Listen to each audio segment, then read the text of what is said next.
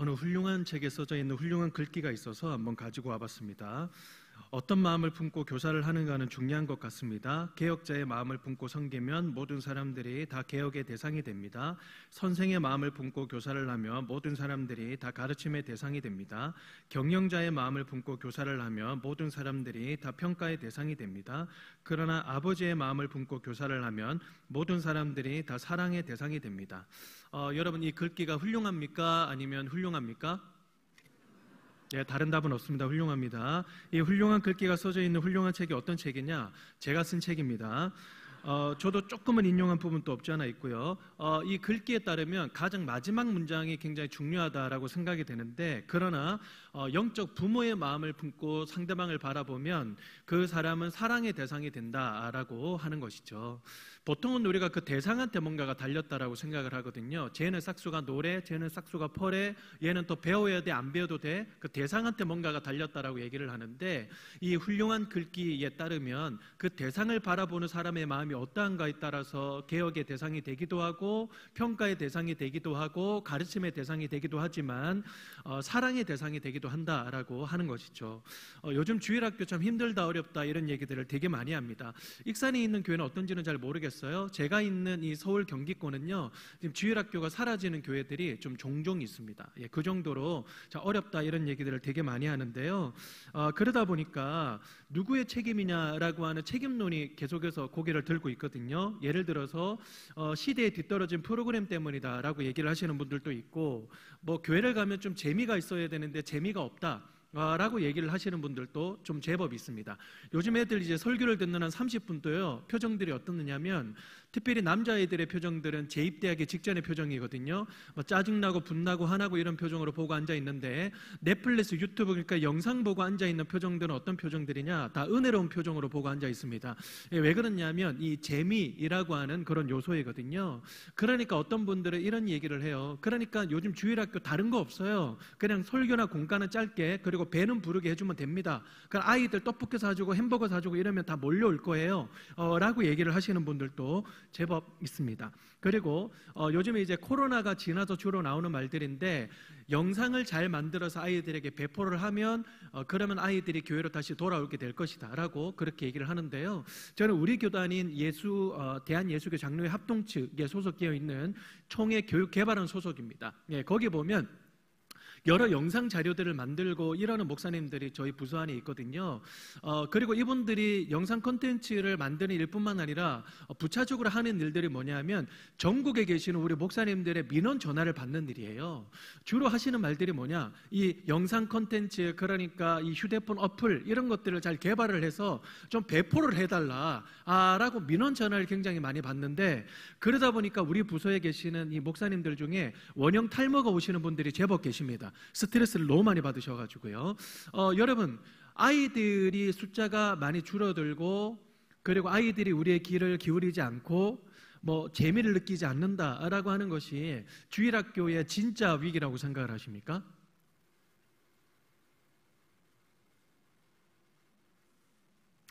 화나신 거 아니시죠? 예.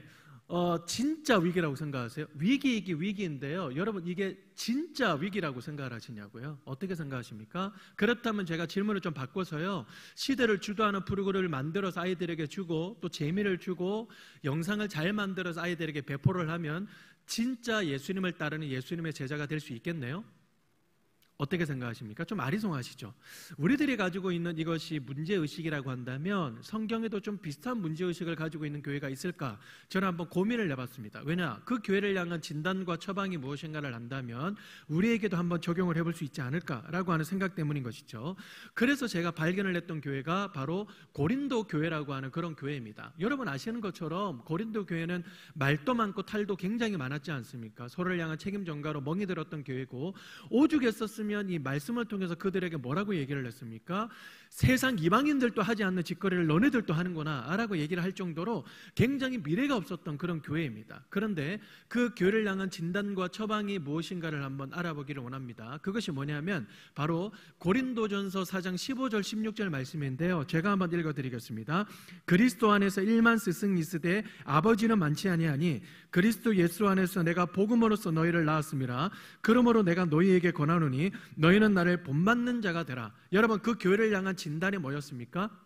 그리스도 안에서 1만 스승이 있었대요. 그러니까 오늘날로 치면 영상 콘텐츠 있었고 재미도 있었고 시대를 주도하는 프로그램이 있었다는 거예요. 그런데 여러분, 뭐가 없었다고 얘기를 합니까? 영적 부모 한 사람이 없었다라고 그렇게 얘기를 합니다. 그러면 여러분, 처방이 무엇입니까? 내가 영적 부모가 된 것처럼 너희들도 나를 본받는 자가 되라. 다른 말로 영적 부모 한 사람이 필요하다 라고 지금 얘기를 하고 있는 것이죠.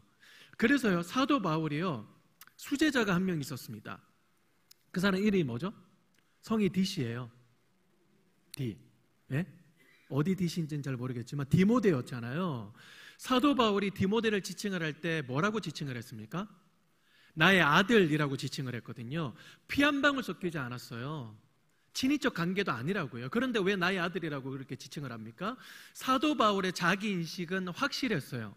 나는 이 사람의 스승이 아니라 개혁자가 아니라 경영자가 아니라 영적 부모다 라고 하는 확실한 자기 인식이 있었다라고 얘기를 하는 것이죠. 그래서요, 오늘날 우리 선생님들에게, 그리고 우리 선생님들을 지지해 주시고 우리 다음 세대를 위해서 기도해 주시는 우리 모든 성도님들에게 필요한 질문이 뭐냐면, 나는 1만 스승 중에 한 사람인가 아니면 영적 부모인가 라고 하는 질문을요, 끊임없이 던져야 된다라고 하는 것이죠. 왜냐? 하나님은 우리를 1만 스승 중에 한 사람이 아니라 바로 영적 부모 한 사람으로 우리를 불러주셨기 때문이라고 하는 것이죠. 오늘날 우리에게 정말 필요한 것은요, 저는 영적 부모다라고 확신을 하는데, CGN TV라고 하는 어떤 기독교 방송국에서 제 책을 읽고 찾아오셨어요. 목사님, 그 책을 읽으니까 좀 믿기지가 않습니다. 왜요? 영적 부모가 되라라고 말씀을 하셨는데 오늘날 그게 진짜로 먹힙니까? 예? 프로그램이나 아니면 영상이나 재미 이런 것들이 먹히지, 영적 부모한 사람이 주일학교를 살리고 영혼들을 살린다는 게 그게 말이나 되는 소리예요? 라고 그렇게 얘기를 하는데 제가 좀 발끈했어요. 그런데 그분이 하시는 소리가, 그러면 그런 분이 있다는 거 증거를 좀 대주실 수 있어요? 그러니까 그런 분을 좀 소개를 해 주실 수 있습니까? 라고 이렇게 얘기를 하더라고요. 당연하죠. 저와 함께 하시는 선생님 다 그런 분들이고요, 그런 분들을 통해서 제자들이 태어나고 있습니다. 그리고 건너서 그런 분들이 전국에도 있습니다 라고 이렇게 말씀을 드리니까 그분이 하시는 소리가, 소개 좀 해주십시오. 왜냐하면 이 제 책 제목을 딴 교회학교를 부탁해 라고 하는 다큐멘터리를 만들고 싶은데 그분들의 인터뷰를 좀 따보고 싶습니다 라고 그렇게 얘기를 하시더라고요. 그분이 하고 싶었던 말은 바로 거기 있었다는 거예요. 그렇죠. 그래서 저희 우리 선생님 소개해드리고 건너서 선생님들을 소개해드리고, 그래서 여러분 나중에 유튜브라고 하는 곳에서 그 교회학교를 부탁해 라고 하는 한번 그 검색을 해보십시오. 그럼 나오는데요, 거기에 전국에 계시는 우리 선생님들이 나오거든요. 근데 그분들을 통해서 누가 태어나느냐 하면 제자가 태어나는 거예요. 한 영혼이 태어나는 거예요. 여러분, 오늘날에 우리는요, 숫자 싸움이 아닙니다. 죄송한데 오늘날뿐만 아니라 수천 년 전에도, 100년 전에도, 지금에도, 아니요, 수천 년 뒤에도 우리의 싸움은 숫자 싸움이 아니에요. 그러니까 우리 교회가 옆 교회보다 이 주일학교 아이들이 몇 명이 많느냐, 우리 부사 아이들이 몇 명이 많느냐, 여러분 이건 우리의 진정한 싸움이 아니고요, 제자 싸움이에요. 제자 싸움. 하나님이 우리에게 허락하신 이 제자 한 사람을 어떻게 하면 온전한 자로 우리가 잘 키워내고 있느냐, 여러분 거기에서 우리의 진정한 싸움이 있다는 거예요. 왜 그런 줄 아십니까? 하나님은요, 수천 명의 무리를 통해서 역사하시기도 하지만 한 명의 제자를 통해서 역사하시잖아요. 그래서 오늘날 우리에게 주시는 것은 한 사람의 제자인데, 그 한 사람은 누구를 통해서 태어나느냐, 한 사람의 영적 부모로부터 태어난다는 거예요. 제가 어렸을 때 다녔던 교회는 여러모로 좀 레전드 교회로 꼽히는 교회인데요, 주일학교 아이들의 이 재적수가 아니라 출석수만 해도 2만 명에 달했습니다. 그러니까 주일날의 아이들이, 이 주일학교 아이들이 2만 명이 교회를 오는 거예요. 녹색 어머니처럼 이 깃발을 들고 내리는 분들만 해도 한 100분이 넘으셨던 걸로 저는 기억을 하고 있고요. 그러다 보니까 탐방을 굉장히 많이 다니셨는데, 제가 이제 신학을 위해서 서울에 올라왔을 때 그때 전사님들이 탐방을 굉장히 많이 가시더라고요. 그 교회로 내려갔을 때 저한테 보고를 하고 내려가세요. 전사님, 그 교회 출신이시죠? 이번에 그 교회 가는데요, 굉장히 기대됩니다. 갔다 와서 어떤 교회인지 말씀해 드릴게요 라고 말씀을 하시고 내려갔다 올라오시는 분들의 그 반응이 10분 중에 한 7, 8분이 똑같았습니다. 뭐라고 말씀을 하셨냐면 끔찍했다 라고 말씀을 하시는 분도 계시고, 굉장히 이상한 교회다라고 얘기하시는 분들도 계시고, 차비가 아까웠다라고 얘기를 하시는 분들도 계셨거든요. 저는 이제 그 말을 들으면 이유를 따져 묻지 않았어요. 왜냐? 제가 어렸을 때만 해도 뭔가 이상한 것이 몇 가지가 있었어요. 그러니까 교회 종문을 딱 들어서잖아요. 그러면 검은 원피스를 입고 계시는 여전도사님들이 한 줄에 딱 도열해 계세요. 그래, 이분들이 한 손에 뭐를 들고 계시냐면 자를 들고 계시는 거예요. 여러분, 이분들이 이제 성도들이 들어오실 때 뭐를 하실까요? 이 전사님들이 요즘에 그랬다가는 해외 토픽감인데, 이분들이 들어오는 여성분들의 치마 길이를 재시는 거예요. 만약에 이 무릎 위로 몇 센치가 올라오잖아요. 그럼 바로 부르릉이 떨어지는 거예요. 집사님, 바지 갈아입고 올 거야, 아니면 지옥 갈 거야, 선택하세요. 이러면요, 이제 반 정도는 바지 갈아입고 오겠습니다. 반 정도는 집에 돌아가시고, 반 정도는 2시간 걸려서 왔습니다. 3시간 걸려서요, 예배 못 드립니다. 그러면요, 요전도사님들이 사무실로 가보세요. 거기 바지 쌓여 있으니까. 여러분, 늦게 가면 늦게 갈수록 뭐가 없을까요? 황금 사이즈가 없는 거예요. 황금 사이즈가. 그러면요, 막 허리를 이렇게 막 짜매가지고 막 바지도 질질 끌고 이렇게 올라가시는 거예요. 그 여전사님 중에 한 분이 저희 어머니셨거든요. 제 엄마한테 이렇게 자로 굉장히 많이 맞았습니다. 하여튼 그런 기억이 많이 나고, 그리고 본당에 딱 들어서잖아요. 그러면 이 강대상을 딱 중심으로 해가지고 장의자가 딱 반으로 갈려 있습니다. 뭘로 갈려 있느냐면 여성석, 남성석이 따로 분리가 돼 있는 거예요. 남자는 무조건 남성석에, 여자는 무조건 여성석에만 앉아야 됩니다. 저희 어렸을 때 맨 뒷자리에 앉아가지고요, 예배 시간에 딱 보잖아요. 정확하게 딱 반으로 갈려 있어요. 그래서 저희 어렸을 때 뭐라고 그랬냐면, 야, 이거는 홍해의 기적이다, 홍해의 기적. 저희들이 그렇게 얘기를 했거든요. 아무리 사랑하는 신혼부부라도 예배 시간에는 서로 떨어져서 앉아야 돼요. 여러분, 늦게 왔는데 자리가 없으면 어떤 역사가 일어납니까? 바로 옆자리 못 앉습니다. 어떤 사람은 대각선 제일 끝자리, 어떤 분은 대각선 제일 앞자리 이렇게 앉아야 되거든요. 제가요, 그 부부들을 보면서 긍휼의 마음으로 바라봤거든요. 아무리 교회라도 사랑하는 부부를 서로 이렇게 떨어뜨리면 되나 라고 불쌍한 마음으로 바라봤는데, 제가 한번 결혼을 하고 한번 생각을 해보니까 꼭 그건 나쁜 건 아니었겠다, 오늘날에 한번 적용을 해봐도 괜찮겠다라고 생각되는 거예요. 저희 교회가 본당이 2층이고요, 1층이 복도가 굉장히 많거든요. 학교가 있기 때문에. 그러면요, 예배 끝나고 내려오는 부부끼리 싸우는 분들이 대법 있습니다. 그럼 그분 저를 못 보고 저는 그분을 못 보는데 목소리는 들리잖아요. 그럼 여집사님이, 남자 집사님이 이렇게, 여보, 벨소리 좀 무음으로 해놓으라니까, 졸짓 좀 말고 좀. 알았어, 그만 좀 혼내. 막 이렇게 싸우는데요, 서로 이렇게 마주보면 제가, 집사님 안녕하세요, 그러면요, 그 여집사님 막 화를 내시다가 저를 딱 보시면 샬롬, 갑자기 천사가 되시거든요. 그럼 막 화를 내시면서 또 남자 집사님 나가시고 그러는 걸 보면 한번 적용을 해봐도 되겠다라고 생각이 되는 거예요. 그리고요, 어린아이들 막 찬양하고 율동할 때 굉장히 즐겁잖아요. 그때 당시에 뭐 율동 이런 것들이 있었음에도 불구하고 그 1절 못 부르게 하고요, 어린이 찬송가가 있었음에도 불구하고 그 1절 못 부르게 하고, 유치부 아이들 앉혀놓고 어른 찬송가를 부르게 하는 거예요. 여러분 오해하지 마세요. 어른 찬송가 나쁘다는 게 아니에요. 그런데 아이들에게 맞는 게 있는 거잖아요. 그리고 유치부 아이들이 앉아서 주일마다 박수를 치면서 어떤 찬송가를 부르냐면 고통의 멍에 벗으려고, 이런 찬송을 하거든요. 여러분, 애들이 고통이라는 것을 알까요? 만약에 이 자리에 유치부아이가 앉아있으면 이 자존심이 상할 수 있겠죠. 목사님, 우리 무시하십니까? 우리도 고통합니다. 어린이집 유치원 가도 그지 쉬운 줄 아세요?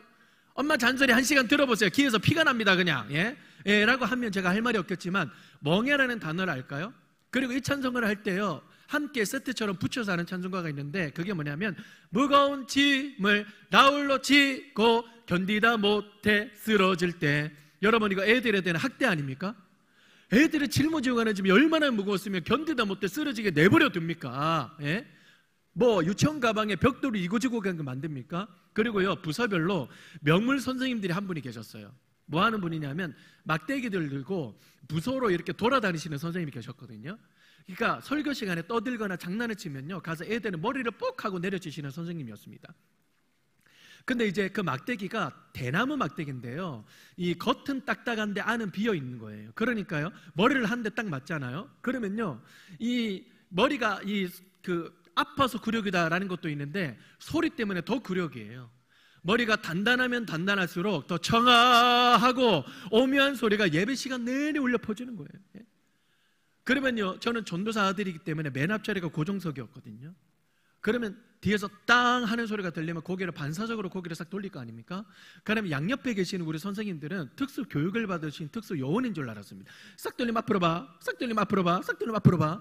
이거 몇 번을 해야만 이제 예배가 끝나고요, 이 광장에 모여가지고 아이들끼리 3, 3, 5 은혜를 나눠요. 내가 오늘 말씀을 통해서 새 삶을 결단했어, 내가 말씀을 통해서 하나님을 만났어 라고 얘기하는 애들은 단 한 명도 없고요. 다 뭐라고 그러냐면, 야, 나 오늘 3대 맞았다, 나는 더블 6대야, 그리고 2자릿수 맞았다 라고 하면서 경쟁적으로 자랑을 하고요, 그 다음 주일이 되면 아이들이 은혜를 받으려고 하는 경쟁. 주여 말씀하시옵소서, 이게 아니라 주여 내려지시옵소서. 더 떠들고요, 더 싸우고 더 소리를 지르는 거예요.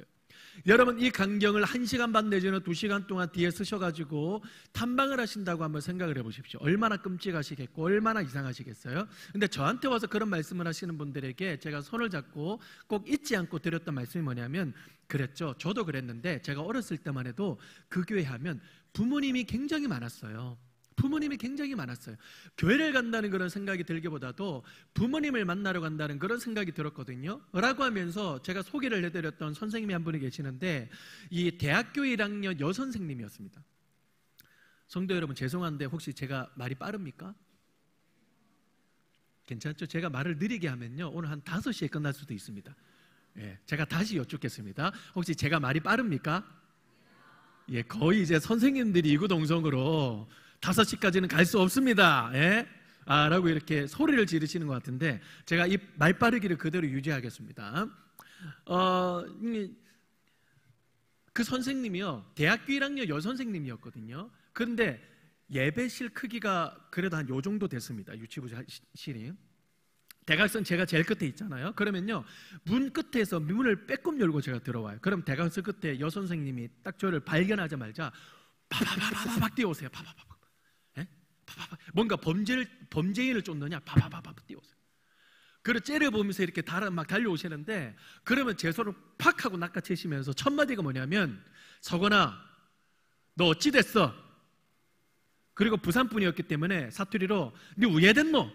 이게 첫 마디였습니다. 여러분, 주어와 목적어가 없기 때문에 막 뛰어와가지고 손을 딱 낚아채가지고 그 말을 딱 처음 들으면 아이들은 쫄거든요.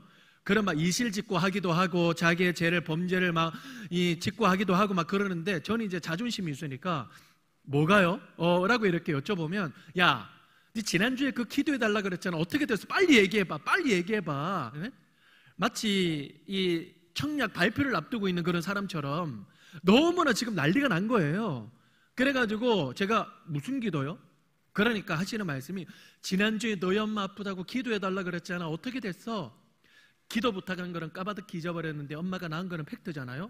낳으셨는데요? 라는 말이 딱 떨어진과 동시에 제 손을 꼭 붙들고 펄쩍펄쩍 뛰시는 거예요. 펄쩍펄쩍 뛰시면서 하는 말씀이, 서건아, 내가 널 위해서 기도했다. 내가 널 위해서 얼마나 기도했는지 몰라. 하나님 내 기도 응답해 주셨다. 너무 감사하다. 너무 감사하다. 라고 하는데요, 여러분, 그게 35년 전이에요. 근데 그때 당시에 그 실루엣이 잊혀지지가 않는 거예요. 예배 끝나고 나오면요, 제 손을 꼭 붙들고, 서건아, 예수님이면 된다, 알았지? 예, 라고 하시면서 너 기도할 거 있으면 기도해라. 그리고 쌤 찾아와라, 알았지? 그때 휴대폰이 없었으니까요. 그러면서 하시는 말씀이 기도하자 라고 하면 제 손을 꼭 붙들고 기도하시는데, 이 어른 시간으로 한 15분 동안을 기도를 해주시는 거예요. 여러분, 잊지 마십시오. 우리한테 15분은 애들한테 150분입니다. 다른 반 애들은 막 5분 전에 끝나고 나가가지고 연탄불에 막 쫀득이 구워 먹고 있거든요. 그 냄새가 막 흘러나오는 것 같아요. 왜 저와 비슷한 시대를 살으셨던 것 같은 분들이 왜 공감을 못 하시죠? 저만 그런 구석기 시대를 살았습니까? 연탄불에 다 구워 드셨잖아요. 여러분들 인덕션에 구워 드셨어요? 야, 하여간 우리들 막 그런 거 구워 먹었잖아요. 그럼요, 부글부글 끓어요. 그런데 딱 나오잖아요. 그러면요, 그분의 심장에도 울려 퍼지는 뭔가 뜨거운 것이 뭔가 흘러와서 맞잡은 손과 손에 이어져 와서 심장에 이 흘러가는 느낌이 드는 것이 아니라 고이는 듯한 그런 느낌이 드는 거예요. 부모님을 떠난 듯한 딱 그런 느낌이 드는 것이죠. 여러분, 대학교 1학년 여선생님이면요, 죄송한데 이 자리에 그런 분 계세요? 우리 선생님들이 다 이 자리에 앉아 계시는 거죠? 예. 목이 아픕니다. 제가 지금 이렇게 돌려서 보니까요. 예? 대학교 1학년 여선생님이면요, 어린 애예요. 어린 애. 작년에 고등부 3학년 애잖아요. 그렇잖아요. 근데 그 선생님을 통해서 제자가 얼마나 많이 태어나느냐, 이를 말할 수가 없습니다. 그래, 제가 지금까지도 그 선생님한테 빚진 마음을 가지고 저는 이제 아이들을 만나거나 부모님을 만나거나 또 선생님들을 제가 모실 때 나는 영적 부모다라고 하는 자기인식을 늘 가지려고 애를 썼습니다. 그렇죠. 영적 부모 한 사람이 결국은 제자 한 사람을 낳게 되어 있었습니다. 그래서요, 우리 선생님들에게 제가 감히 부탁드리겠습니다. 여러분들, 아이들에게 꼭 필요한 사람이 되어 주십시오. 우리 성도 여러분들에게 제가 감히 부탁드리겠습니다. 우리 선생님들 정말 꼭 필요한 분들 되실 수 있도록 기도 많이 해주십시오. 그리고 여러분, 많이 격려해 주십시오. 그리고 이번에 여름 성경학교 여름 캠프 수련회 이런 거 있는데요, 그냥 이렇게 뭐 등도닥여 주시고 기도해 주시는 것도 굉장히 중요하긴 합니다만은 많이 기도해 주십시오. 그렇죠. 그리고 많이 후원도 해 주시고 많이 좀 도와주십시오. 예, 이 교회 문화가 어떤지는 잘 모르겠지만 여러분, 함께 기도해 주시고 함께 힘 모아 주시는 거 굉장히 큰 힘이 됩니다. 그래서 꼭 필요한 사람이 되어 주시기를 간절히 소망합니다. 그렇죠? 제가 전국에 계시는 우리 선생님들에게 설문조사를 한번 해본 적이 있습니다. 선생님들 어느 때 교사로서 가장 힘드십니까? 어느 때 교사를 가장 그만두고 싶으세요? 라고 설문조사를 했을 때 가장 많이 나왔던 답변 한 5가지만 제가 추려서 가지고 왔습니다. 부모님과 학생들이 나를 좋아해 주지 않을 때, 또 부모님과 학생들에게 돈을 들여 마시는 것을 사줬지만 고마워하지 않을 때, 또 전화를 해도 받지 않고 메시지를 보내도 아이들과 부모님이 답이 없을 때, 특별히 4번째, 5번째가 제법 많았습니다. 나의 영적 상태가 바닥일 때, 내 삶이 잘 풀리지 않을 때. 여러분, 이거는요, 우리 선생님들뿐만 아니라 누군가를 섬기시는 우리 당의 우리 장로님들이나 아니면 구역장님들이나 아니면 목자분들이나 이런 분들에게 다 해당되는 말이 아닐까라고 생각이 되는 거예요. 나의 영적 상태가 바닥일 때, 그러니까 나도 요즘에 하나님께 기도 못하고 말씀도 잘 안 들어오고 기회 잘 안 들어오고 그리고 잘 기도도 잘 안 되는데 내가 무슨 사람들을 내가 뭐 믿음으로 독려를 할 수 있겠냐라고 얘기를 하시는 분들도 계시고, 내 삶이 잘 풀리지 않을 때 나도 요즘에 가정이 힘들고 나 개인적으로 힘든 일이 굉장히 많은데 내가 누구를 돕겠냐라고 생각을 하시면서 좀 이제 섬기는 자리에서 좀 도망 나가려고 하시는 분들이 제법 많이 계신다는 거예요. 여러분, 이분들의 응답의 공통점이 하나 있습니다. 그게 뭘까요? 특별히 우리 선생님들 한번 답변해 주세요. 이분들의 공통점 뭘까요?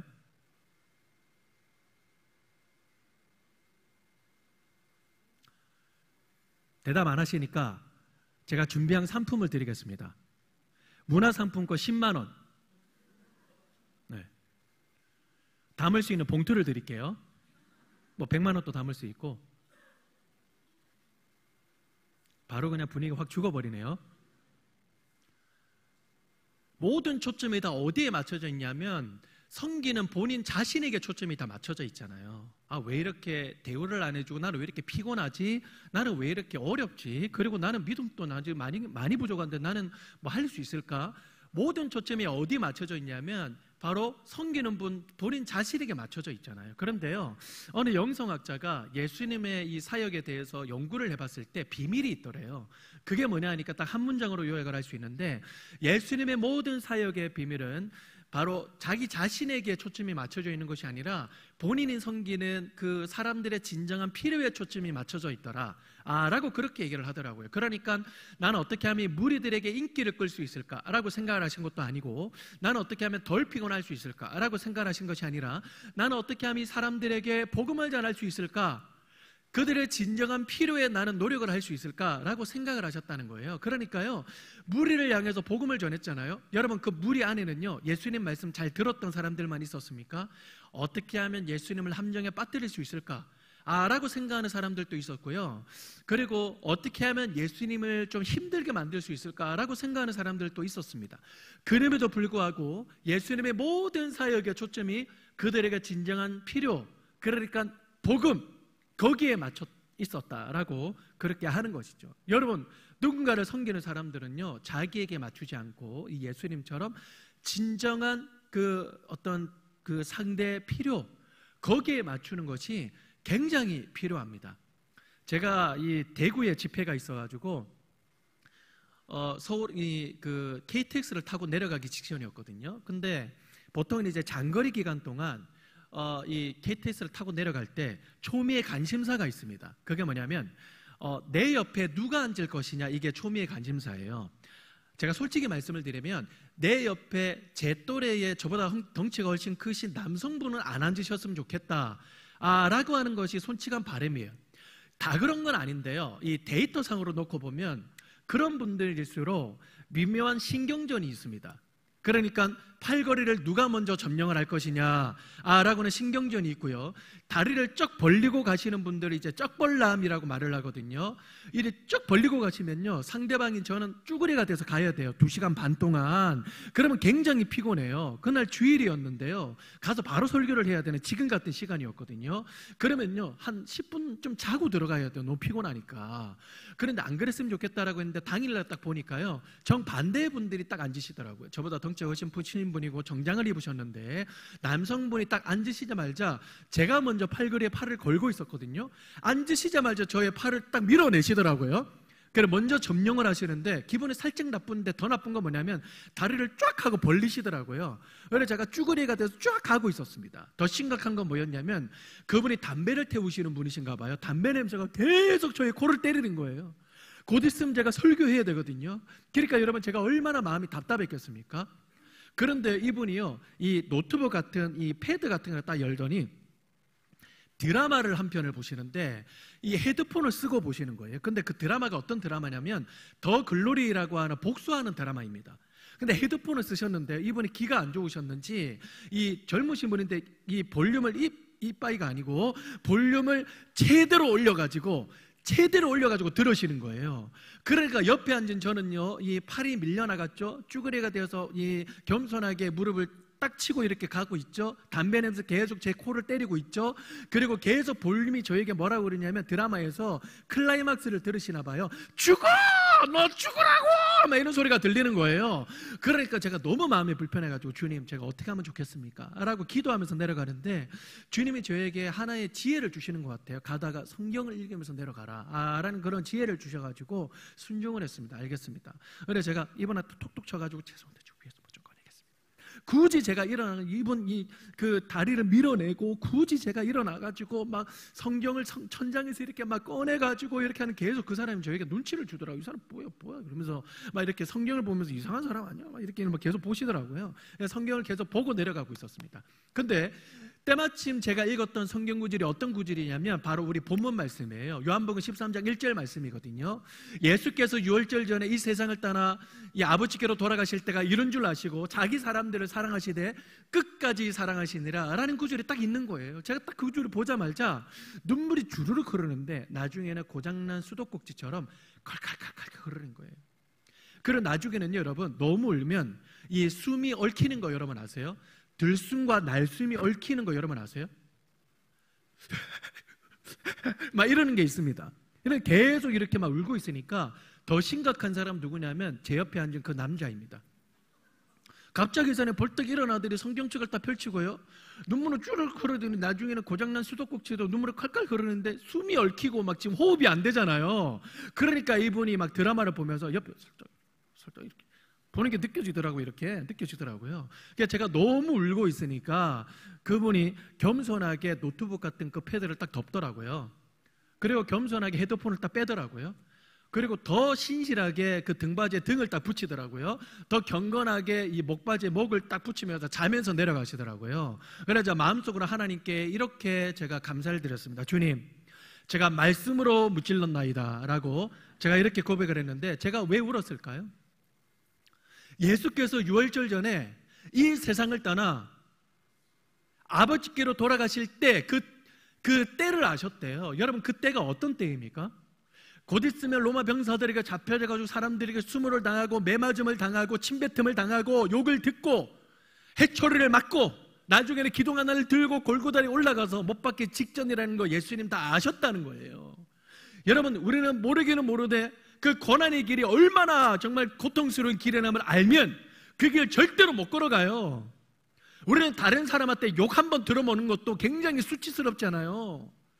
하나님이신 그 하나님이 사람들에게 뺨을 맞고 욕을 맞고 침뱉음을 당한다? 여러분, 모르기는 모르되 그 길을 알면 절대로 못 걸어갑니다. 그런데 예수님은 그 길을 걸어가셨다고 얘기를 하잖아요.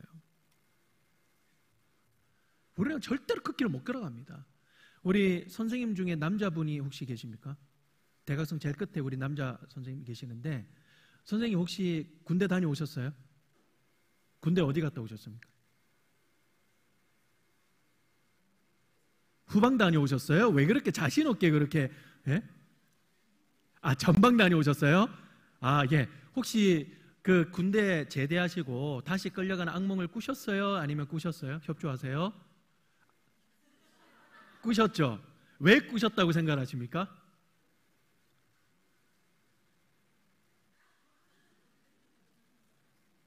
예? 아, 그냥 꾸셨다고 생각하십니까? 예? 다시는 가고 싶지 않아서. 중간에 계시는 우리 선생님, 군대 다녀오셨죠? 어디 갔다 오셨습니까? 뭐라고요? 아, 후방이요? 그럼 패스하겠습니다. 군대 혹시 끌려가는 거 다시 악몽 꾸셨어요? 아니면 꾸셨어요? 안 꾸셨대요? 예. 아이, 괜히 분위기 보시고 그러지 마시고 꾸실 수도 있었잖아요. 그죠? 아니, 전후방이라고 어디 안 힘들고 힘들고 그런데 어디 있습니까? 다 힘들죠. 근데 다시 끌려간다는 거는요, 제가 다시 여쭐게요. 후방 다녀오신 선생님, 선생님 혹시 다시 이등병 달고 군대 같이 가라 그러면 안 가실 거예요? 아니면 안 가실 거예요? 안 가죠. 틀렸어요. 절대 안 가실걸요, 아마? 예? 저는요, 군대 제대하고 나서 1년 동안 악몽을 꿨습니다. 그것도요, 제 이 이불이 식은땀으로 가득할 정도로 악몽을 꿨거든요. 정말 실감나게. 왜 그런가 봤더니 제가 어렸을 때 크게 다쳤어요. 그래서 제가 장애 등급이 있는데 군대를 안 가도 돼요. 그런데 법이 바뀌어가지고요, 군대를 다시 끌려간 거예요. 현역으로 27살에. 저보다 7살 어린 애들이 저보다 군대 빨려 와가지고 다 저의 선임인 거예요. 애들한테 저 진짜 많이 맞았습니다. 7살 어린 애들한테요. 여러분 생각을 해보세요. 중학생이 유치원생한테 맞는다고 생각을 해보세요. 예? CCTV 사각지대 이런 데서. 예? 그러니까 다시 끌려간다는 게 악몽인 거예요. 그런데 예수님은 그 길을 걸어가셨잖아요. 예언까지 하셨는데도.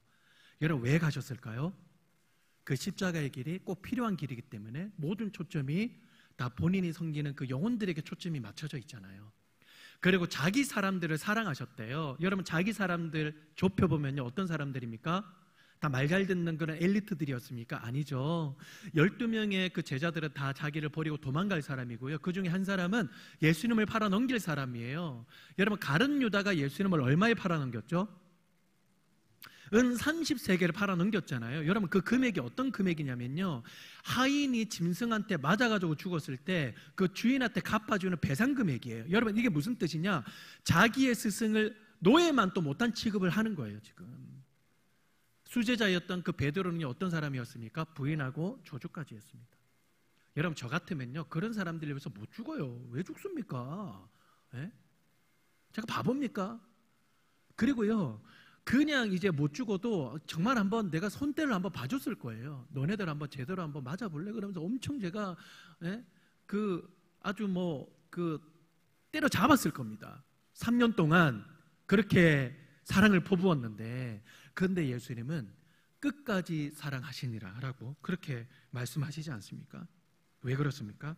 모든 것이 그 진정한 필요에 초점이 맞춰져 있기 때문인 것이죠.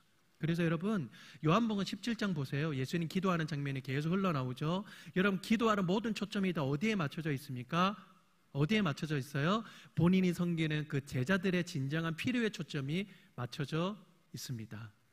아버지, 나는 이 세상을 떠나 아버지께로 가오나 그러나 이 세상에 남아있는 제자들을 위하여 비오니 그들을 진리로 거룩하게 하옵소서. 아버지의 말씀은 진리니이다. 모든 기도의 초점이 다 제자들에게 초점이 맞춰져 있다라고 하는 것이죠.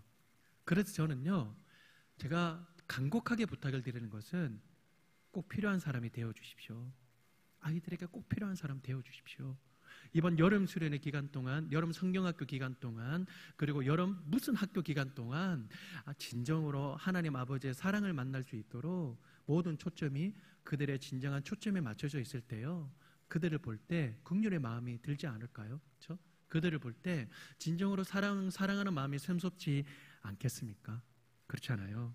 이제는 좀 마무리를 좀 하려고 하는데요, 우리가 영적 부모가 되기 위해서는 하나의 조건이 있습니다. 그게 뭐냐면요, 변함없이 조건 없이 아이들을 사랑하는 것입니다.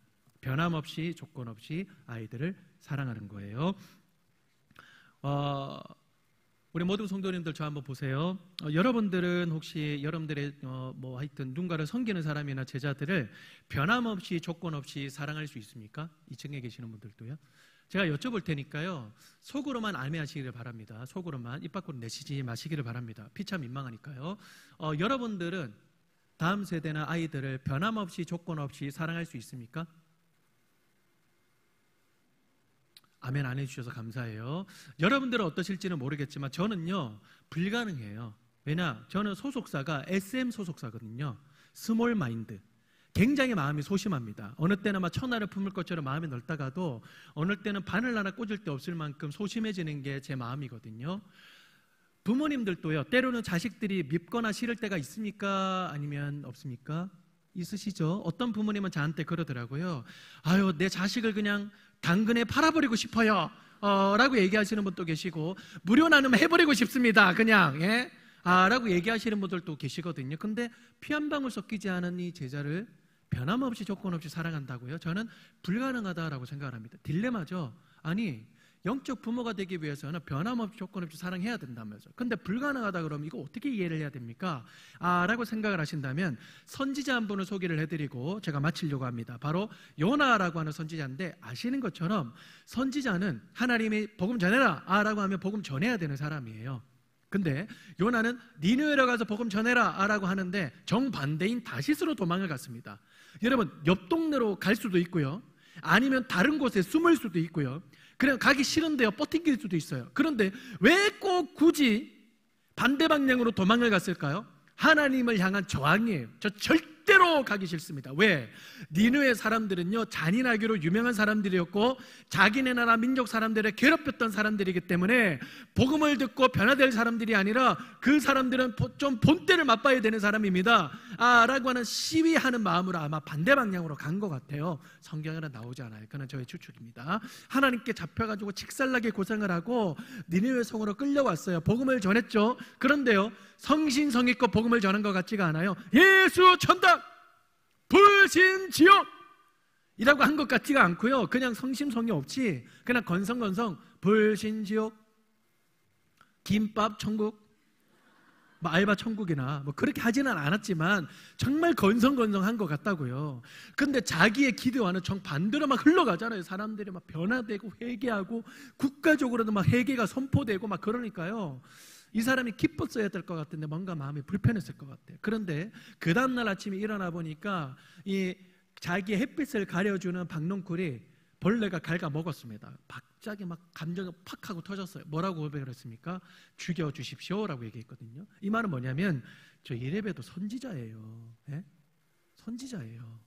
왜 이렇게 나를 이렇게 힘들게 만드십니까? 왜 어렵게 만드십니까? 라고 그렇게 얘기를 하는 것 같아요, 분위기상. 그때 하나님이 요나에게 하셨던 말씀이 바로 요나서 4장 11절 말씀인데 제가 한번 읽어드리겠습니다. 하물며 이 큰 성읍 니누에는 좌우를 분별하지 못하는 자가 12만여 명이요 가축도 많이 있나니 내가 어찌 아끼지 아니하겠느냐 하시니라 라고 이렇게 말씀하셨습니다. 요나서의 구조는 굉장히 특이한 구조로 되어 있는데요, 보통은요 하나님 말씀하시면 그 뒤에 선지자의 반응이나 말이 나와야 돼요. 그런데 요나서 말씀은 4장 11절 말씀, 제가 방금 읽어드린 말씀으로 끝나요. 어떤 사람은요 이렇게 얘기를 하더라고요. 이 말씀이 누군가를 섬기는 사람에게 주시는 하나님의 답이다 라고 그렇게 얘기를 하는데요, 여기에 보니까 좌우를 분별하지 못하는 자가 12만여 명이다 라고 할 때 이 좌우를 분별하지 못한다 라고 하는 히브리어 이 원문이요, 선악을 분별하지 못한다 라고 하는 그런 뜻이래요. 그러니까 어떤 것이 생명이고 어떤 것이 멸망이고 어떤 것이 영생이고 어떤 것이 심판인지 알지 못해서 멸망하는 사람들이 이렇게나 많은데 내가 어찌 아끼지 않겠느냐, 너 나의 마음을 가지고 가서 나 대신해서 가서 복음을 전해줄 수 없겠냐 라고 하는 것이 하나님이 요나에게 주시는 답이었다는 거예요. 여러분, 다음 세대 아이들이 무엇 때문에 망한다고 합니까? 잘하는 것이 별로 없어서요? 할 수 있는 것이 별로 없어서요? 아니요, 성경에 보니까요 하나님을 아는 지식이 없으므로 망하는도다 하잖아요. 여러분, 이 아이들에게 하나님을 아는 지식을 누구에게 전합니까? 누가 전한단 말입니까? 세상에 인기 있고 유명한 사람들입니까? 아니요, 그 아이들을 맡겨주신 우리 각 사람이 아니면 우리 아이들에게 하나님을 아는 지식을 누가 전해준단 말입니까? 그래서요 우리는 할 수 없어요. 영적 부모가 될 수 없습니다. 그런데 할 수 있습니다. 왜?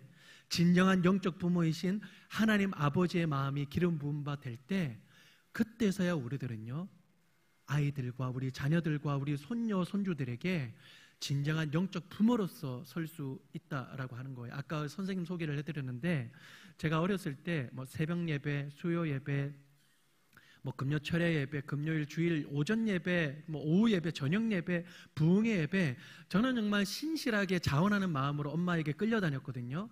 그런데요 제가 늘 누구 뒤에 앉아서 제가 기도를 드렸느냐면 그 선생님 뒤였어요. 그런데 그 선생님이 어떻게 기도를 하시느냐, 평생 잊혀지지 않는 기도예요. 주님, 짐승들도 지 새끼를 잃어버리면 울부짖는데 저에게 맡겨준 이 영혼들을 위하여 기도할 때 눈물이 나지 않는다면 제가 무슨 영적 부모라고 할 수 있겠습니까?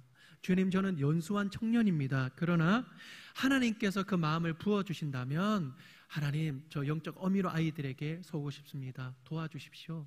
애절한 심령으로 기도하는 그 음성이요 아직도 제 귀에 쟁쟁한데요, 말씀을 보니까 여러분, 누가 떡을 달라 하는데 돌을 줍니까? 누가 생선을 달라 하는데 뱀을 줄 자가 있겠냐고요. 하나님 아버지의 그 이름을 걸고 우리가 기도할 때 우리에게 성령을 부어주시지 않겠느냐라고 말씀하시지 않으셨습니까? 그래서 이 자리에요 하나님 마음 있는데요 라고 하는 선생님들은 계속 교사를 하시면 돼요. 그런데 모르겠는데요, 내지는 없는데요 라고 하시는 분들에게 제가 남의 교회에 와서 감히 제가 드릴 말씀은 아닙니다만은 이번 기회에 획기적으로 계속 교사를 하시면 돼요. 근데 그냥 하시는 것이 아니라 혈육적 여인이 예수님의 옷자락이라도 한번 만져보겠다라고 하는 절박한 심정으로 하나님 아버지, 그 마음을 제게 부어달라고, 눈물을 달라고, 하나님의 은혜를 달라고 기도하는 마음으로 연초, 연중, 그리고 여름 사역 때뿐만 아니라 연말, 하여튼 아이들 만나기 직전마다 매일마다 매주마다 아이들을 위하여 기도할 때, 아이들의 이름을 부르고 울면서 기도할 때 하나님께서 그 영적 부모의 마음을 우리에게 부어주셔서 우리를 통하여 한 사람의 제자를 태어나게 하실 줄로 믿습니다. 기도하겠습니다.